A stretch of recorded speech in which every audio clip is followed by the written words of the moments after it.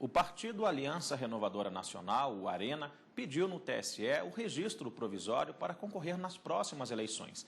Pediu ainda autorização para formalizar as direções estaduais sem aquelas assinaturas de apoio de eleitores, o que é exigido por lei.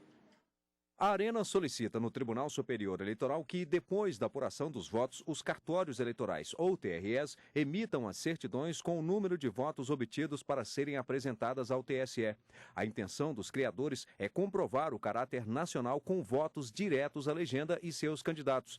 Ao solicitar o registro do Estatuto no TSE, a sigla afirma ser inconstitucional a forma exigida como prova de apoiamento mínimo de eleitores na lei dos partidos políticos. Pela lei, o apoio deve ser feito por meio de assinaturas, com menção aos títulos eleitorais, devendo as assinaturas e os números dos títulos serem atestados pelo cartório eleitoral.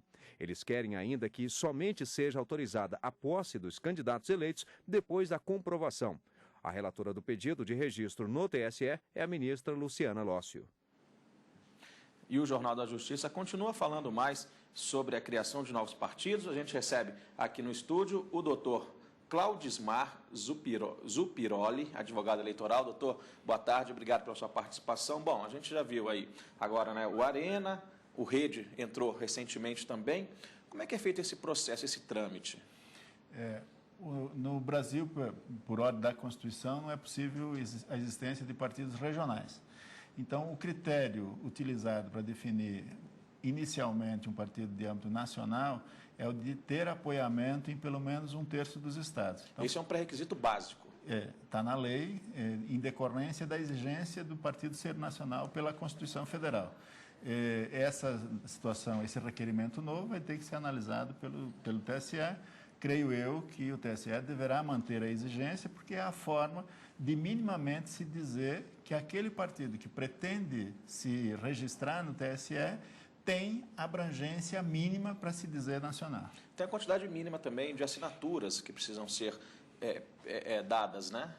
O início da regularização de um partido, do nascimento de um partido, assim, se faz com a elaboração de um estatuto com apoiamento de 101 eleitores, dividido em pelo menos 1/3 dos estados, ou seja, 9, e em seguida essas pessoas têm que colher o apoiamento de 0,5% do eleitorado que votou na última eleição, também dividido em 1/3 dos estados no mínimo. Qualquer pessoa pode criar um partido, doutor? Não, qualquer cidadão tem o direito. A Constituição nem poderia estabelecer diferenciação, né? Porque todos os cidadãos são iguais, têm os mesmos direitos.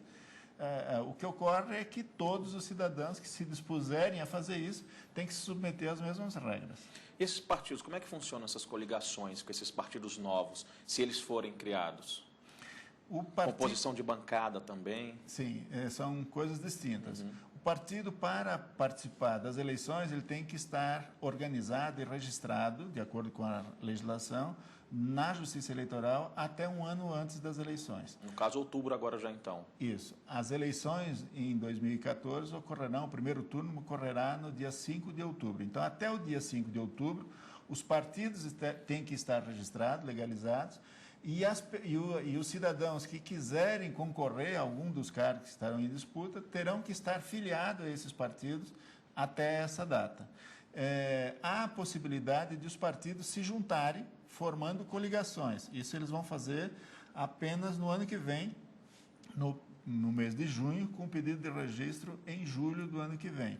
Então, essa possibilidade existe na legislação. Em vez do partido concorrer sozinho, ele pode se juntar por conveniência regional, por, enfim, tática eleitoral e assim por diante. E composição de bancada, de cadeiras, isso falando no legislativo? Eles podem entrar em qualquer lado, oposição, situação? Os partidos, cada um tem a sua ideologia, não é? Então, no momento em que eles se colocam na sociedade, já se posicionam ou na base de um determinado governo, ou então como oposição àquele governo. E isso é natural, necessário até para fortalecer a democracia. Se eles se coligam, naturalmente, se elegerem o seu candidato, estarão no executivo na base de sustentação desse candidato, desse governo, né?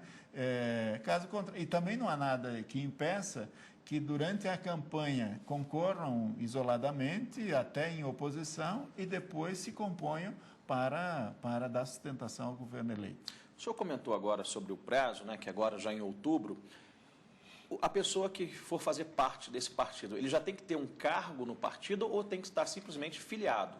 Não, para ser candidato, a condição é estar filiado no partido. O cargo é absolutamente irrelevante. Aí pode ser depois, ele tem um tempo depois para escolher. Não, o primeiro requisito é estar filiado um ano antes. No ano que vem, quando iniciar efetivamente o processo eleitoral das eleições de 2014, haverá um momento em que os partidos terão que fazer as prévias, as convenções partidárias, que é do dia 10 ao dia 30 de junho. Nesse período, as convenções, que são assembleias, vamos dizer assim, partidárias, elas vão aprovar a nominata, os candidatos que vão ser candidato a governador, senador, deputado e assim por diante. Então, nesse momento, o partido vai escolher os candidatos, designando para cada um o cargo que ele vai concorrer. E no dia 5 de julho, até o dia 5 de julho, também do ano que vem, esses partidos terão que requerer o registro dessas candidaturas para poderem ser submetidas ao eleitor no dia 5 e no último domingo, se tiver segundo turno. Segundo turno, né? Doutor Claudismar, agradeço a participação. Até uma próxima. Boa tarde. Eu que agradeço.